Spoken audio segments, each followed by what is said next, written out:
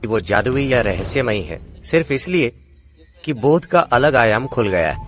अगर आप अपनी ऊर्जा प्रणाली को उसकी उच्चतम संभावना तक सक्रिय करें तो सौंपना स्वाभाविक रूप से होता है।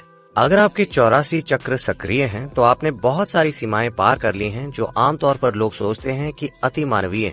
नमस्कार सद्गुरु, मैं जानना चाहती हूँ कि गुरु योगिक ज्ञान या जानकारी अपने शिष्यों तक कैसे पहुँचाते हैं? वे ट्रांसमिट कैसे करते हैं? ये कैसे किया जाता है? ये काम कैसे करता है? एक बिना तार वाले माइक की तरह। देखिए, बिना तार के आप पहुंचा पा रही हैं, आप में काफी क्षमता है, ये हो रहा है ना? तो तरीका क्या है? देखिए, शरीर में मौजूद 114 चक्रों की बात करें तो चक्र शब्द का अर्थ है पहिया, लेकिन हम जिसकी बात कर रहे हैं वो है शरीर की नाड़ियों या ऊर्जा मार्गों का मिलन बिंदु। ये मार्ग हमेशा त्रिकोण के आकार में मिलते हैं। पहिए का मतलब है गोल। निश्चित रूप से त्रिकोण आकार वाले पहिए ज्यादा जैज़ी दिखेंगे, है ना? क्या वो अच्छे दिखेंगे? वो हमेशा त्रिकोण के आकार में मिलते हैं, लेकिन हम उन्हें चक्र कहते हैं क्योंकि जब हम उन्हें किसी में देखते हैं तो वो गोलाकार ज्यादा दिखते हैं, क्योंकि वो एक विशेष आयाम की ऊर्जा फैलाते हैं। क्योंकि वे फैलाते हैं और हर फैलाव हमेशा गोलाकार में होता है। आप एक झील में त्रिकोण पत्थर फेंकें, फिर भी लहरें गोलाकार होती हैं। इसी तरह से ये एक त्रिकोण है, पर जब हम इसे देखते हैं तो ये गोल होता है। और एक और चीज है कि ये एक आयाम से दूसरे तक गति दर्शाता है। हम कहते हैं कि एक चक्र है क्योंकि ये आपको उस पार ले जाता है।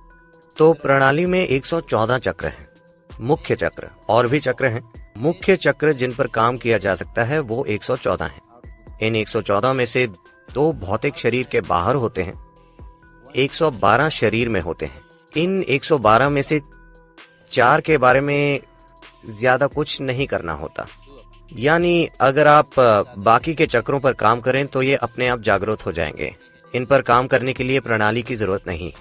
तो 108 वो चीजें जिन पर असल में काम किया जा सकता है। तो ध्यान के 114 सिस्टम हैं। आदि योगी ने 112 अलग अलग तरीके सिखाए आत्मज्ञान पाने के।